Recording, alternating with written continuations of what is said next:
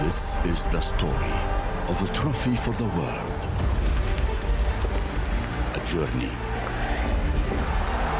A dream.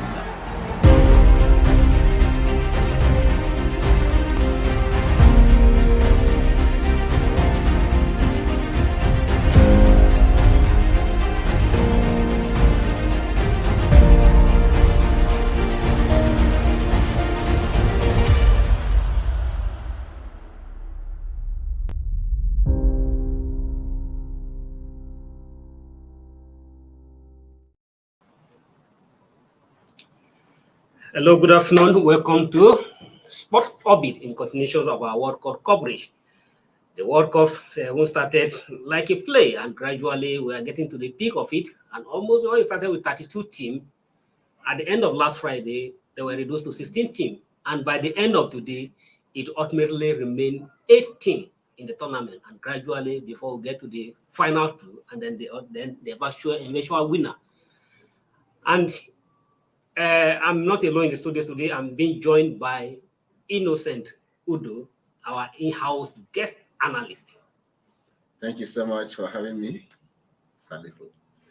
And yesterday, Brazil, Croatia advanced to the quarterfinal of the World Cup after their respective victory over Japan and South Korea. But before we get that, Mr. Innocent, World Cup is getting big and big, and the side attraction that happened yesterday was the altercation between the 4-time Africa Footballer of the Year, the one of the Africa great, Samuel Eto'o, was involved in altercation with someone else, a colleague cameraman.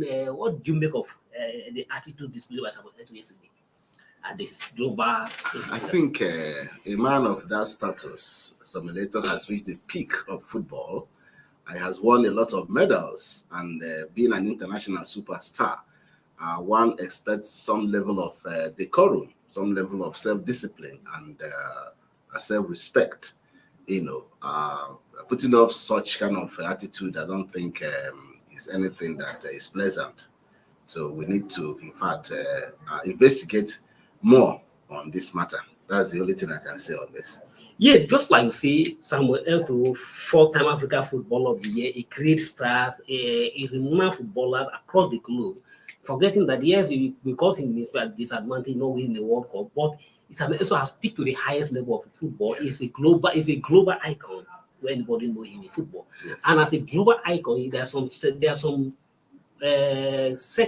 thing in your personality you definitely lose. Yes. Because anywhere you go, you are always at attractions that your movement catch attractions. And when you see a cameraman trying to capture your movement, I don't think why should he feel react angrily to a cameraman when he's so maybe to PM. Because for instance, if people like Lionel Messi step down in this country today, you always say everyone to cast a glimpse of him. Yes. And for Eto'o and replay and moving on the street of Qatar, definitely people want to cast a glimpse of a glimpse of him. Yeah. And for you to chase camera and begin to respond and react angrily, I don't really know what might have come over you or what the cameraman actually said to him that will provoke shots. That's why I say, matters like this are actually left for investigation, so that we will understand why he reacted the way he did.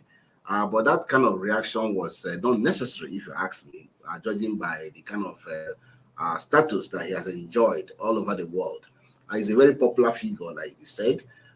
He's somebody that is easily recognizable anywhere he goes to, courtesy of his profound professionalism in his playing days. Of course, he has won major laurels for big names.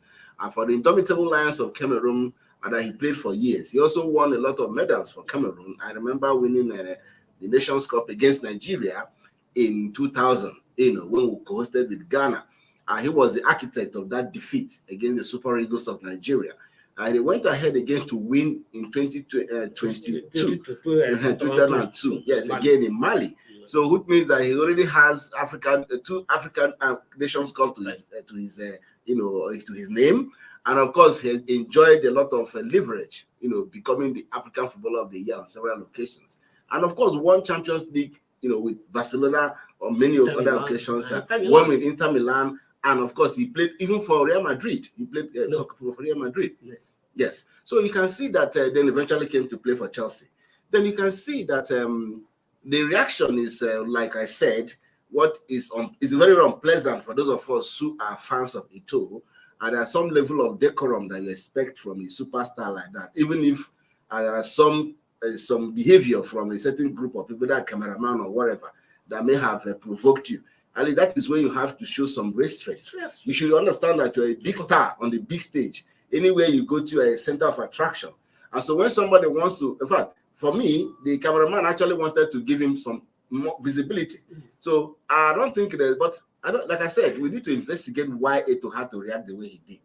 But unfortunately, that action was not necessary. And it doesn't speak well of a man of his status.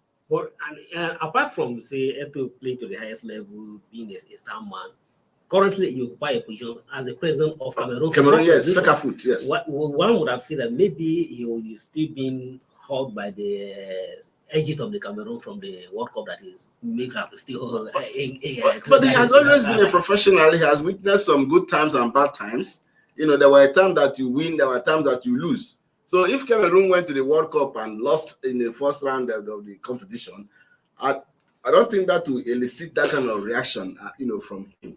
If he's a true professional, that shouldn't be the basis upon which he may have reacted to this. It might just have been something else. Like I said, we need more investigation over this matter. Yeah, it might be something else, not simply because before the World Cup, Samuel is one of those who predicted that Cameroon is going to play in the final against Brazil, but unfortunately they didn't even get to this. But they defeated Brazil.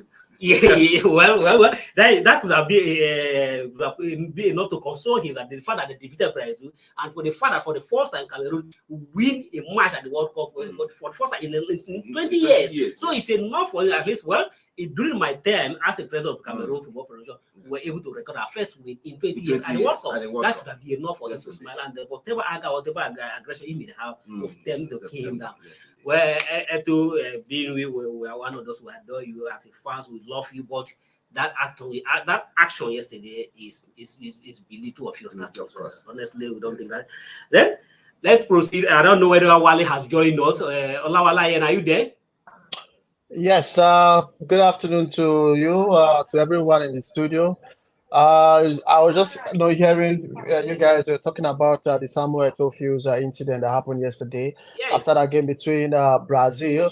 According to the report South Korea, between Brazil and South Korea. According to the report that we are getting, is that the journalist actually in question asked Eto'o that how much did he pay to bribe the ref between the match between Brazil and Cameroon. So I think that was what triggered Samuel Eto'o to actually throw caution to the wind. But we know it's not been expected from a player who has played football to the highest level. Also, the president of the Cameroon, Football Association. I feel he should have handled that situation more, in a very, very civil matter, and not, throw wind to the caution, because we know this is a really, really bad publicity for Samuel Eto'o fees for himself, because we know his history when it comes to the round letter game. We know that he has a rich history, but it is what it is at this point in time. We don't know if the said journalist or Eto'o, if both of them will actually want to take it up legally, but for now, the news coming in from Qatar telling us that the journalist in question asked Samuel Eto'o how much did he pay the referee for bribe for Cameroon to win that game against Brazil. So that was what really happened right there yesterday. Salifo. Okay, 5 African teams went to the World Cup, and as we speak, 4 of the African teams are already back home. They have exited for the World Cup. We only have one Morocco standing, only one hope that's standing for Africa now. The match is currently on against Spain, former champion. But innocent looking at this match, and a whole lot of Africans, and not just Africa, even Arab nations, but all of the Arab teams are also exited the World Cup. So occupying their hope on the Cameroon, on the Morocco. Do you think Morocco will be able to give Africa something that will at least let's have an African at the quarterfinal, or be the third African country for the 4th African country to make it the quarterfinal World Cup? I think yes, the Moroccans are actually carrying the African flag now. So the responsibility to take Africa to the next level is on their shoulders. And they should know that. They're not just playing for Morocco alone. They're not playing for the entire continent. Haven't seen their compatriots, fall by the wayside. You can see Tunisia has fallen by the wayside, Cameroon, and Ghana, and of course Senegal, that so much hope was, placed on. They also have fallen by the wayside. So Morocco are good. Thank God they have a very good team. They also play very compact and intensive football. Playing against, of course, a former world champion Spain is going to be a very difficult game today because the Spaniards have also come with their own class. The pattern of football you know them with, they call it the tiki-taka kind of football, the kind of football that you see Barcelona and Real Madrid play. That's the kind of football, the brand of football that the Spanish national team they also play.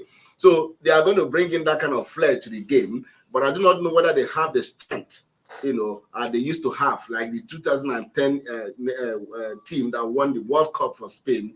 I do not know whether this team had that intensity, had that strength, but of course there's the flair, going by the pattern of football that they play. For Morocco, like I said, they play high intensity football, and they're also very compact in the midfield. So that is what is going to speak for them in today's game going forward. The game has just started, and I believe that they're going to do better, than other African teams that have just fallen by the wayside. And Morocco showed that class from the preliminary stages when they defeated even the favorites, Belgium. And they actually helped in sending Belgium home in the preliminary stages. So you can see that a team that could beat Belgium by 2 goals to nothing, it's not a team that you can toy with. And so is it 2-1 or 2-0? Okay. So you see that Morocco today is not a team that the Spanish national team can toy with. If they do that, I'm sure they're going to do that at their own peril. So what we expect them to do is to be more composed. Let them play with more strategy. Let them play with some level of brilliance, understanding themselves, and push forward. And I'm sure they're going to get the result. They should also know, like I said, that the African hope is on them, and they have to fly this African flag to the next round. So beating Spain today is a task that must be done, and Morocco has to do it. Morocco, you are not just representing Morocco, you are carrying the whole of the African continent on your head. And yes. Even the Arab are also looking up to you. But Wale, I don't know if you are following the match. Looking at it, yes, the match is already 40 minutes old, 40 minutes into the match, and as it is, Arsenal is still goalless. Morocco managed to have only one shot at goal, but looking at the statistics so far, is the Spaniards that are asking all the questions. The Spaniards are having the possession of the match 85 to just 15. It's like the Moroccans are under pressure. They are just sitting at home while the Spanish are throw all the assault at them and try to collect everything. So how long can the Spanish curtail the Moroccan contain the Spanish Wale as it is now? 85 to 15. I think that is not a possession to look at it at all. Of course, that particular shot that Morocco had was just a free kick close to the edge of the 18 box. But Hakim, actually, fired that over the crossbar. But as it turns now, actually, looking at, I'm actually watching the game and also talking at the same time. So, but I'm here. But as it is now, it's a midfield battle with both sides. Both sides are, are trying, to ensure that they get a very, very, formative, attacking, going forward. But we know that the Morocco are very, very, strong when it comes to the wings. The likes of Hakim Ziyech that played for Chelsea, they will be actually relying on him to get the needed performance in this particular game. No doubt about it. We know that the Spain team are very, very good when it comes to the tiki-taka football. They like to hold possession. No doubt about it. Their team is being made up of players from Barcelona, from Real Madrid, from Paris Saint-Germain. It shows that they are very, very good when it comes to holding the ball very well. So I know possession will not really matter at the end of the day. It will be the scoreline that will get to matter. If Morocco can actually get to hold them at bay, ensure that they don't get to make those pass behind that that.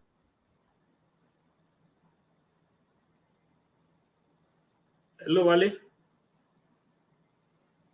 Okay, before we get Wale rejoin us, get back to Wale. It was yesterday, and before we go on a short break, yesterday Brazil, Croatia cruised to the quarterfinal of the competitions, Why the Croatia has to wait until the penalty shootout to have their way.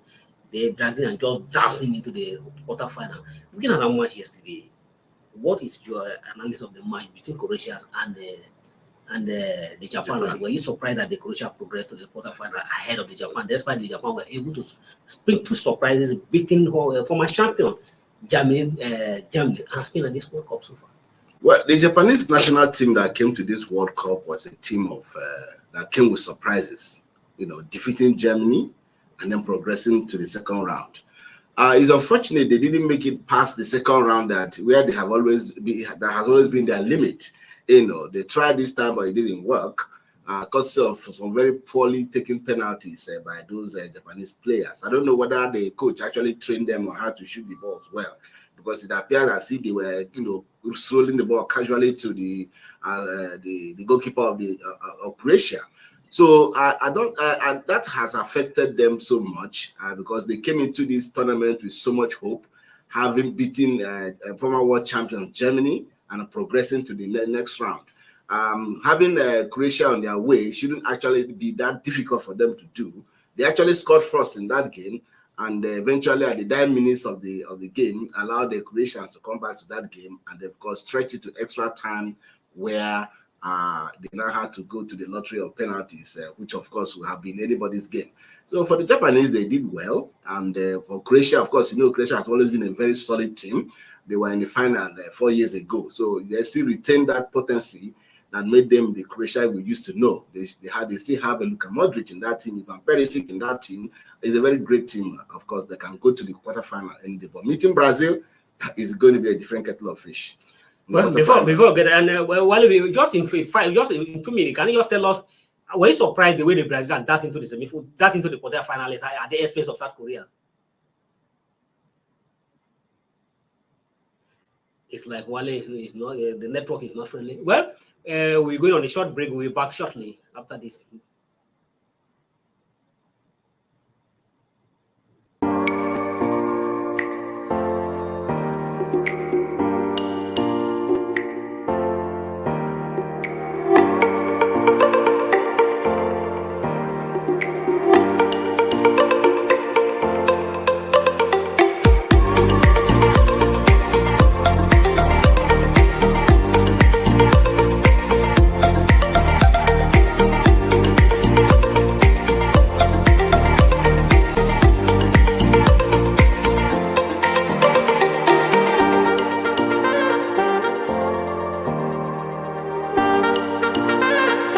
For sponsorship and advert placements, please contact 080-3688-6158. Last Word Leadership Podcast Studio.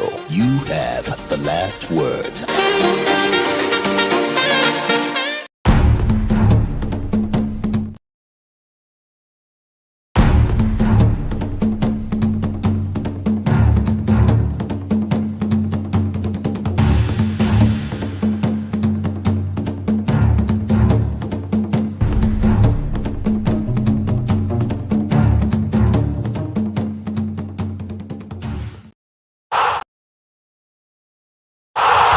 Sports Orbit. We make the world go round.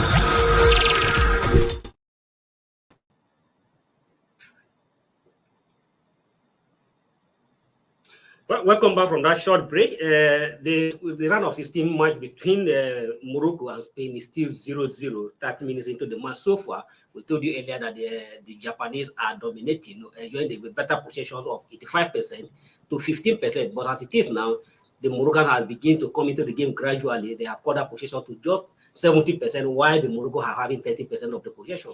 But the Germans are still maintaining the dominance on the pitch, as in all the questions. Wale, before we go to the short break, I was trying to ask you whether you were surprised about the way the Brazil danced into the quarterfinal at the expense of South Korea yesterday. Of course, we're not surprised, looking at the Brazilian squad. We know that they have, is a star-studded team, the likes of Neymar, the likes of Vinicius, the likes of Richarlison, getting, to do the magic at front of goal. They were very, very, fantastic. Also, as well, doing the samba dance after scoring those goals. But I said we still have to wait and see and give Brazil top teams to play. Let's see how they will get to play against the Croatians, who we know that they're very, very experienced when it comes when it comes to the World Cup. They were runners up last year, so let's see what they were going to hold their own when they play on Friday. Hopefully, we can begin to judge Brazil as a title contender. No doubt about it, they're title contenders, but we're beginning to see if they are capable of them going all the way to actually get to win the World Cup title. We know it's not going to be easy. We know the likes of Neymar is not fully fit, but he was able to, to have a wonderful game in that particular game. I think the thing working for Brazil is that both all the players are playing, and again looking at their World Cup legends, Brazil legends, talking about the likes of Ronaldo, Rivaldo, Roberto Carlos, Cafu, are coming to watch them play. You can't have legends like that coming to watch you play and you get to mess up and you fail to turn up when it actually matters the most. I feel that will also get to encourage the Brazil and going forward, which we have not even seen in the rest team when it comes to the Spanish team, to the England team. We have not even seen that their legends coming to the field to actually get to support them. I feel that also will actually boost their confidence going forward, Salifo. Well, thank you. The last round of 16, the last round of 16 match that will be decided later in the today is the match between Portugal and Switzerland.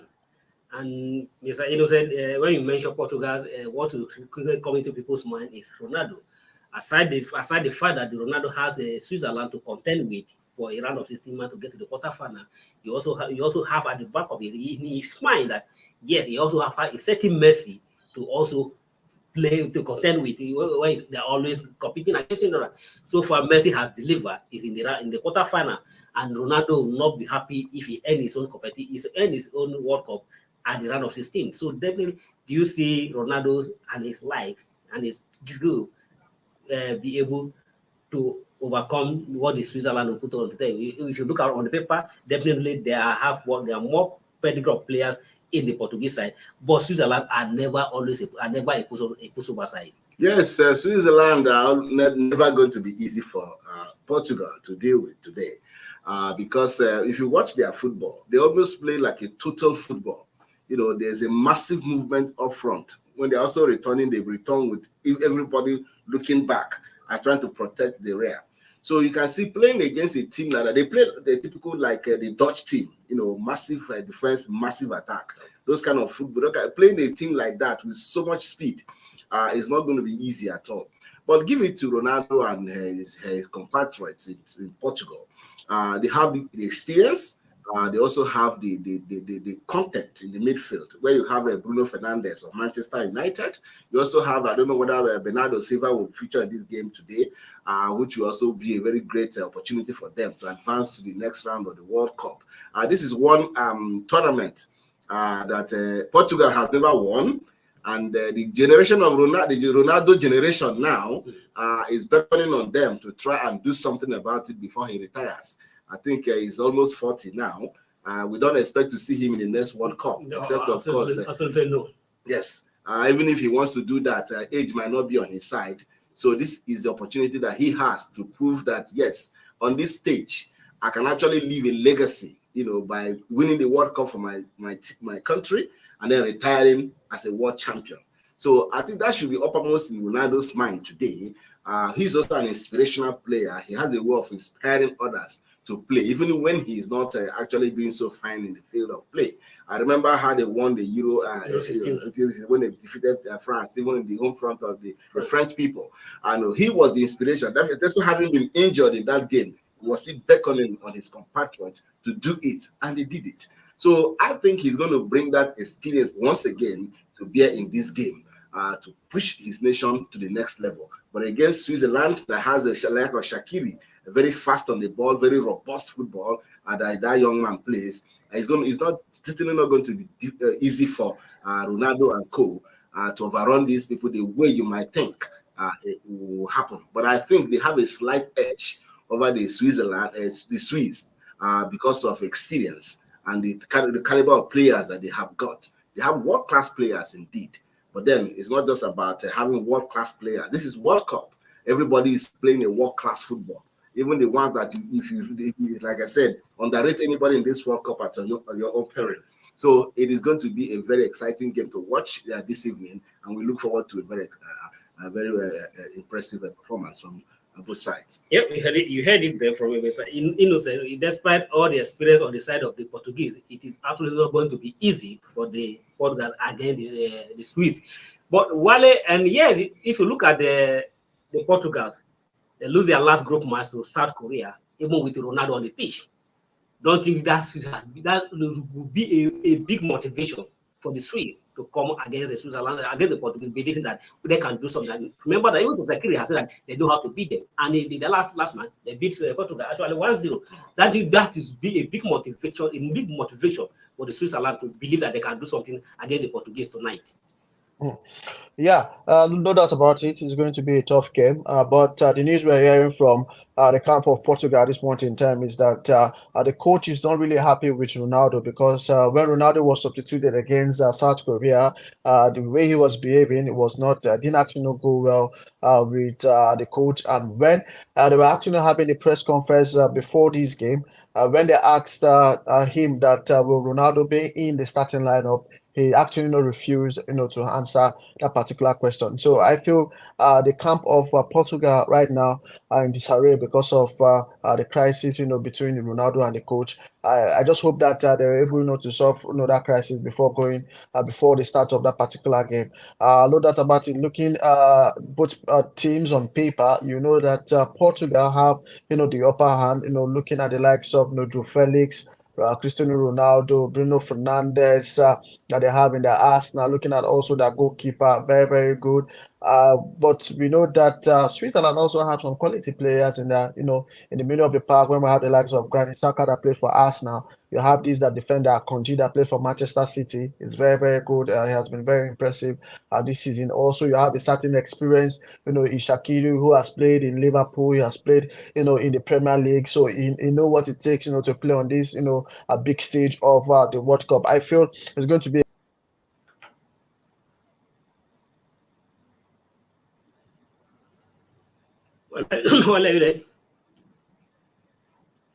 Okay, I think yesterday we told you, despite the World Cup that is ongoing, our own Nigerian Olympic is currently ongoing, the National Sport Festival, the one we tag at Nigerian Olympic.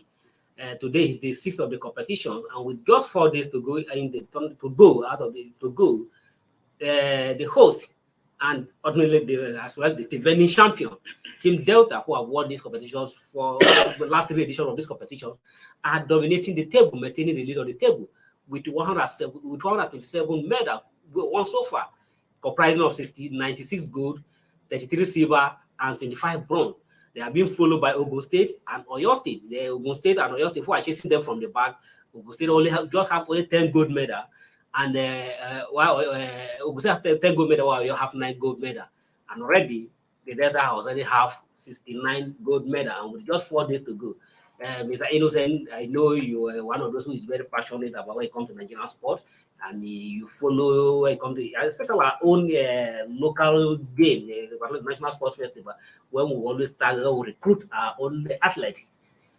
Looking at the way our National Sports Festival as it is now, and for what it used to be in the past, what do you make of the way we are going about the National Sports Festival? Yes, the Ogun State Delta State have becoming a dominant force, winning yearly every edition of the competition for the past 8 years. Well, I think the hosting of this very particular event speaks a lot about hunting talents that Nigerians are known for, especially now that we have so many young people around. So opportunities like these are what we expect them to exploit to bring up more athletes in Nigeria. This is the kind of place that you recruited the former great athletes of Nigeria in the past, where you have the likes of Marion Yali, the Jaliyu, the Ezinwa brothers, what do you call him again, Daniel Ofyong, and the rest of Olapade Adenikos, Fatima Yusuf, Palila Togunkoya. You name them, you know all these people who they grew from the grassroots and were nurtured to become world champions. So this is one opportunity that we want to also use to reawaken the sports, because it's like the sporting sector is dying in this country. So, but Delta, yes, of course, it is an enormity of talent in Delta State, and they have also showcased this talent in the state, winning so many of the medals available, and even looking for more. In the before the game ends, I can assure you that they would have added more medals, into their own kit. So what we're saying is that they should sustain the tempo, make sure that they actually improve upon what we have, building capacity of the young people to harness their energy in the sporting sector. Well, that is what we're going to use to showcase to the world.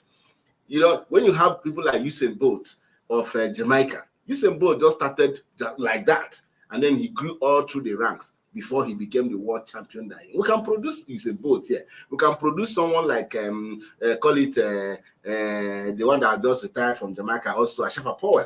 And so you can see that there's enough talent here. We have the population. So, but whether they are doing the right investment in the life of the young people is what I do not know. Because sometimes when they finish games like this and talent are spotted, taking it to the next level of nurturing them to greater heights has always been the challenge. And I think they have to look into this matter and see how they're going to ensure that we do not just stop at hosting sports events like this, but taking it to the next level by nurturing the athletes that have been discovered in these games. Taking to the next level, following up on the athletes that are being exposed or discovered the game is always a problem, like say. And one thing that is looking very bubbling is, for instance, the National Sports Festival is a game being participated by the whole 36 states, and including FCT Abuja, making 37 competitors competing. But often and over year in every edition, this game has become one-sided. Now, as I'm currently seeing, this is the sixth of the game. It's only all is about Delta. The who are just following just with 10 gold medal. Don't you think this will definitely weaken the competitiveness of the game? The fact that it has become only Delta all the time. Of course, no doubt about it. If you want to put on an impressive performance, when it comes to sport, you must invest in sport for you to get, a good return. I think that is what Delta State are doing very well. This year will be like the sixth or seventh times, I'm not mistaken, that they will be actually be winning, the National Sport Festival back to back. So I feel the Delta State are doing what other states are not doing in the sense of they're investing in sport. They are getting, people to come and represent them, and I feel if other states can be doing that and not wait to the when the games is around the corner. That is when they start scrambling and looking for other athletes for them to come and represent them. Then looking at how Delta State gets to reward the athlete. Last year we saw that the governor actually rewarded the athletes. Each athlete that won a gold medal went home with 1 million naira. So I feel if other governors can actually reward their athletes the way Delta State used to do. We saw in the case of the FCT, why the FCT they were giving some money which was not compared to what the third position that went home from Delta State actually took home. But they need to actually invest for them to actually get the returns. I think that would just be the best way for if states want to really do well in the national sport festival. And we should not actually wait when it's National Sport Festival. That's when we start keeping our athletes to camp and waiting for them to do the magic when the game start. They have to start working even before the National Sport Festival. We all hear what Usain said, that he was training for good 4 years for him to win just one Olympic gold medal. So I feel if we invest in sport in good time, we get to see the reward in the future. Salifo. Thank you, Wale. That is the most we can take on to this edition of the sport orbit. And but before we go, we thought just to give you as a stand in the match between Morocco and Spain. We told you earlier that the Spain are dominating, but so far it's still 35 into the match. It's still 0-0. Morocco has managed one shot on target so far, while Spanish, despite their dominating the possession, have not had any single shot on the target, not even off target so far. But the possession between the game is being narrowed down as the game progresses. Now it's 65 to the Spain, and then 35 to Morocco. So the game is gradually coming closer. So far, it's still goalless, with the Spanish still dominating position, but no single shot. They have never had any single shot on target so far. while Morocco only have one shot on target. Wale, thank you for coming on to this edition of the Sport Upbeat, and we hope to see you tomorrow again. Thank you for having me, Salifu. Hopefully, Morocco will go through against Spain. Amen. And Sir Udo, we are grateful to have you on today's edition of the Sport Upbeat. Thank you so much, Salifu. It's always a pleasure being here. Well, that is the most we can take. I am Salifu Usman until you come your way again for another interesting edition of the Sport Upbeat tomorrow. Thank you for watching. For sponsorship and advert placements, please contact 080-3688-6158. Last Word Leadership Podcast Studio. You have the last word.